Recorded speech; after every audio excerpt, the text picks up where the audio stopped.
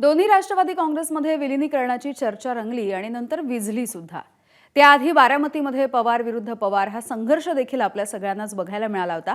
मात्र आता भविष्यामध्ये असं काहीही होणार नाही अशी ग्वाही सुप्रिया सुळे यांनी दिली आहे आणि त्याचं सुनेत्रा पवार यांनी स्वागत देखील केलेलं आहे। एबीपी माझाच्या माझा महाराष्ट्र माझं व्हिजन या कार्यक्रमामध्ये सुप्रिया सुळे यांनी केलेलं हे विधान आणि त्यावरती उमटलेल्या प्रतिक्रियांवरचा हा स्पेशल। हे मी ऑफिशियली तुम्हाला सांगू इच्छिते आणि हे रेकॉर्ड करून ठेवा। मी कधीही पवार विरुद्ध पवार मी होऊ देणार नाही आणि ह्यावेळेस ही मी होऊ देणार नव्हते, पण आता दादा नाही त्याच्यामुळे मी काही गोष्ट सांगणं गरजेचं मला वाटत नाही आणि जे झालं झालं गंगेला वाहिलं। पण इथून पुढे सुप्रिया सुळे कुठल्याही पवाराच्या विरोधात लढणार नाही।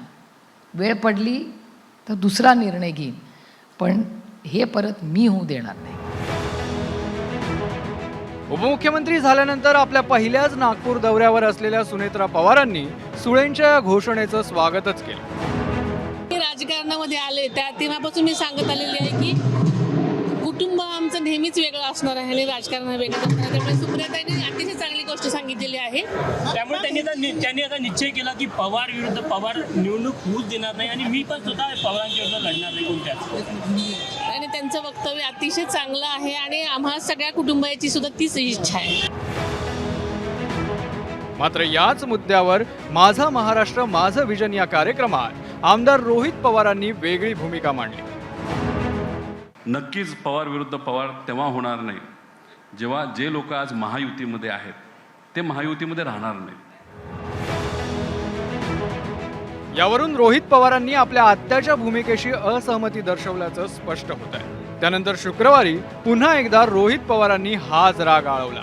दोन्ही राष्ट्रवादींच्या विलिनीकरणावर विचारलं असता सुनेत्रा पवारांनी भाजपची साथ सोडली तर विलिनीकरण होऊ शकेल असा दावा केला।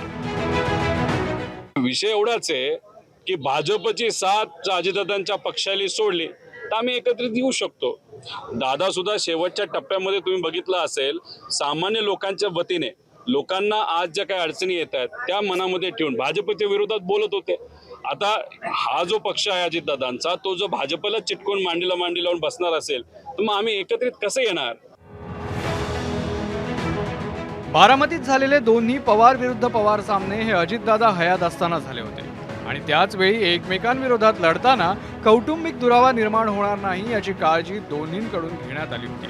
आता अजित पवारांच्या अपघाती निधनामुळे परिस्थिती आणखीनच नाजूक झाली आहे आणि पवार कुटुंबीय मनानं अधिक जवळ आल्याचं स्पष्ट दिसतंय। सुप्रिया सुळे यांनी केलेली घोषणा आणि त्यावर सुनेत्रा पवारांनी दिलेली सकारात्मक प्रतिक्रिया यावरून बारामतीमध्ये पुन्हा पवार कुटुंबियात पुन्हा एकदा निवडणूक संघर्ष बघायला मिळणार नसल्याचं चित्र जरी असलं तरी राजकारणात कधीही काहीही होऊ शकतं आणि रोहित पवारांची भूमिका पाहता ते संपूर्ण अशक्यही वाटत नाही। ब्युरो रिपोर्ट एबीपी माझा।